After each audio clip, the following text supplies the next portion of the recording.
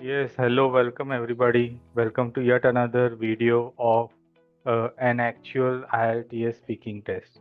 So today we have Daksh who is joining us from Brampton, Canada, Manitoba, and he is preparing for IELTS because he wants to go for higher studies, master level programs, either in the Canada or USA.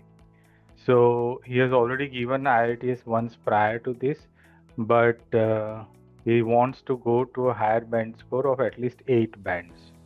So for speaking in IELTS, you have to remember three things that you must have mastery over, and that is the attitude while you speak. Fluency will come only when you have the proper attitude. So, as I always say, part one is conversational English. So, you have to be very good with day to day conversations. So, don't try to make answers from the question because that will be rated negatively or rated as lower proficiency of the language. Give natural answers and don't give too short answers or too long answers. And when you shift to part two, your attitude has to shift to that of a storyteller. So, an anecdote, a real life experience, you have to narrate to the listener. And when we come to part three, you have to display your command over complex argumentation. So, even if the question seems to be a simple question, you have to generalize it as well as go in depth. Going in depth means you give causes of causes, use conditionals, so you can narrate that answer in a highly complex way. Okay, so are you ready, Daksh? Shall we commence? Yeah, Okay, so let us start from the very beginning. So, what is your name? myself Patel Daksh. You can call me as Daksh. Okay, Daksh, uh, can you tell me something about your hometown? Um, so my hometown, it's the second most populated town in Manitoba. It has many facilities around, from grocery stores, playgrounds, and mall. Uh, yeah. Okay, and let us talk about arts. Thank you, thank you. Let us talk about arts and how arts affect human life. So, do you like art? Um, when I was in school, I used to like painting and doing those craft activities, but not anymore. Okay. And do you think art classes are necessary? If so, why? I definitely think art classes are necessary, especially when for the kids. It makes their critical thinking a bit higher, and also helps them to be more creative. Okay. How do you think art classes affect children's development? Uh, as I said, like art classes, generally it makes children's creativity. It helps them to be more creative, and yeah. Okay, let us talk about throwing rubbish, also called littering. So, Mhm. have you ever littered in public places? um I I have never ever littered in public place. I always use the garbage bins, public garbage bins, or m- bins at my home. But I never throw litter outside. Okay. So, why do people litter?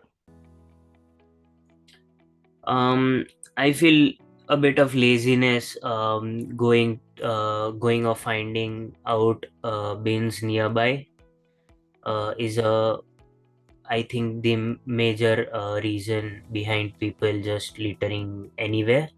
Secondly, I feel uh, it might also be because of the government not placing more public bins in the area. Okay. How do you feel about that? I like it's very unhygienic throwing out litters on public areas. um, it helps microbes to grow, causing more diseases, and affecting more people. So Okay. Okay. So now we are coming to part two, where you are going to get a topic on which you have to speak for about 2 minutes. You will have 1 minute time to think about what you are going to say. yeah. Okay, then I am sharing the topic with you.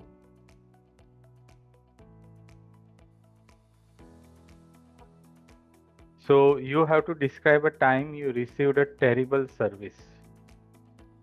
Okay, now I am clocking you for a minute. This is your topic.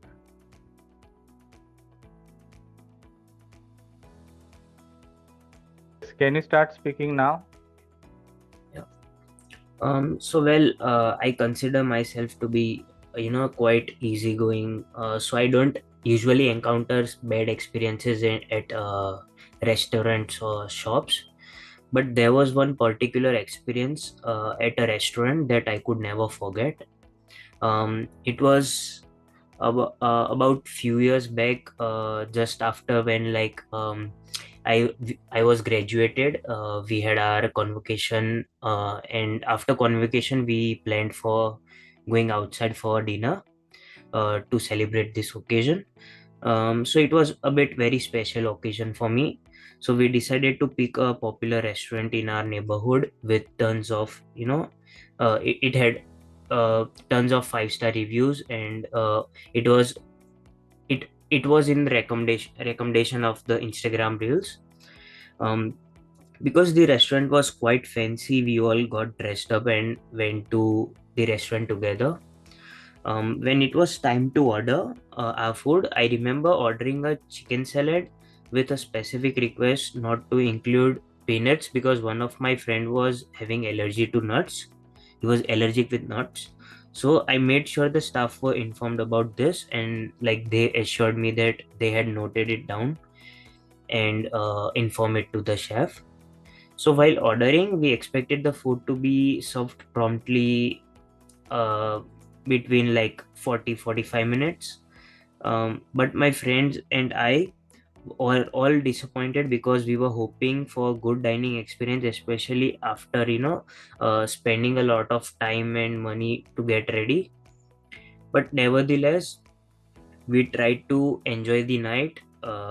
Just as I was about to eat the food, one of my friends immediately spotted the peanut into the plate, and luckily my friend didn't eat it. So um, it prevented potentially it prevented him potentially not to eat, and Yeah, please stop.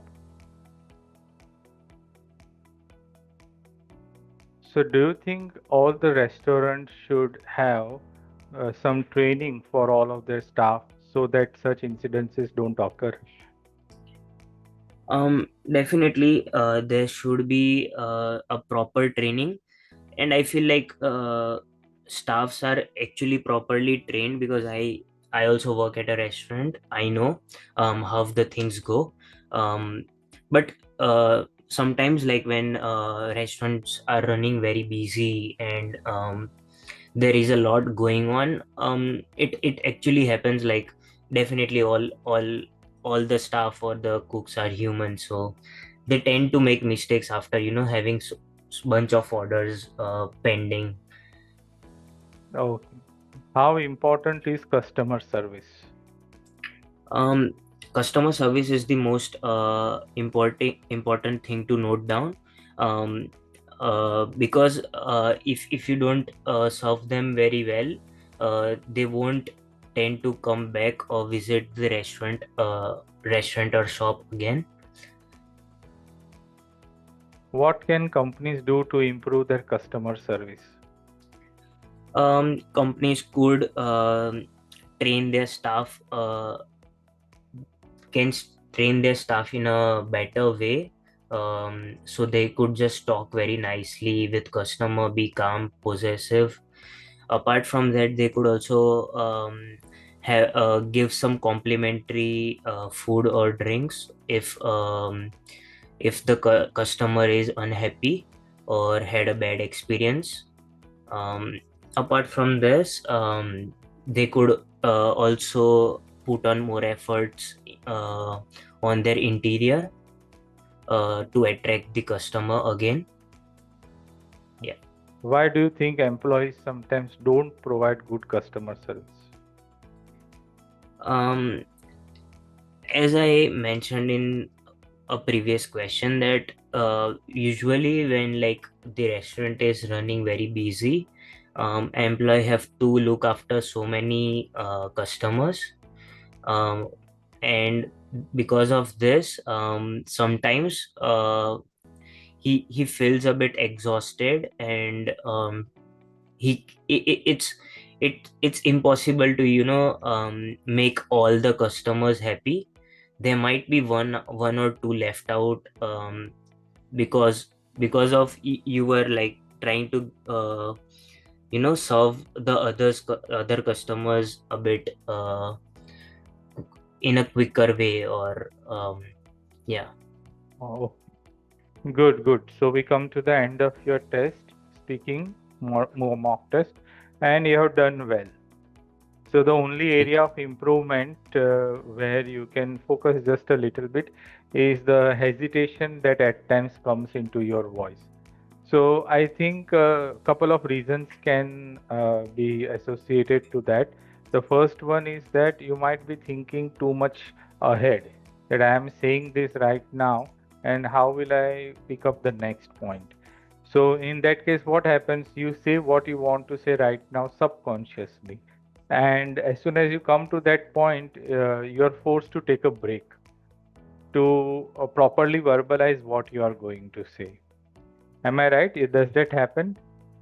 Yeah. Okay. So what is the answer to that is, uh, first thing is, our speaking should be effortless. Effortless means it has to come from the heart. When you think, the brain acts as a filter and brain will stop the flow. So any topic, any question that you want to answer, you have to take that question to your heart. Means you have to feel and relate to that question. So in the second round also, part two, you took up almost 35 seconds in coming to the main point. So you may take a little bit of time, but 35 seconds to come to the main point. So what you can do is say about what is the first cue and then build it up as a story. So what you use as a background generalization, you can wove it into your point development. Are you getting it? So, whatever you said about being the last day, and you all of you wanted to go out, you dressed well. So, all that thing you can bring after introducing the first point. Are you following what I am saying? So that your Mm-hmm. story will be and your part two will be well developed, right? Mm-hmm. And you won't be then forced to take a break, right? Mm-hmm. So, speaking in length is generally associated with our day-to-day life. So, on a day-to-day life as a teacher, I explain a lot. So, I have got that knack of how to put forth my point, how to relate it, how to give examples, how to connect two and two together, right? Put two and two Mm-hmm. together and make my point. So, this I do on a everyday basis. So if it is in the IELTS speaking test, this would come out naturally. But if Mm-hmm. you look at your own circumstances, you are more involved with what? Busy doing your job, right?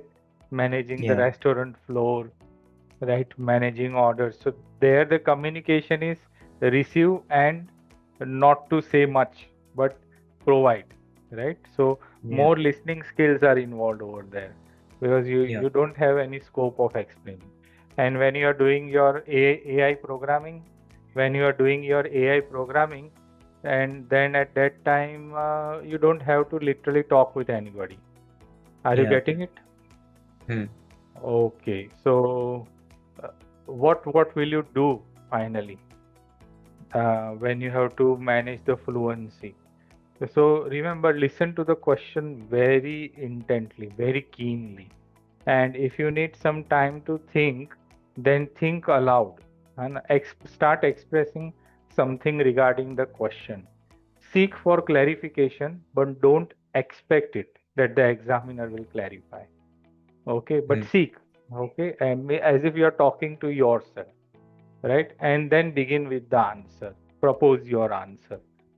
Are you getting it? So it will give you Mm. sufficient time to quickly think about what you would like to say. And if you want your answering to be quick, again, take the question to your heart. That is known as internalizing the question. You internalize with it, you relate it to your own life event. So overall, you spoke well.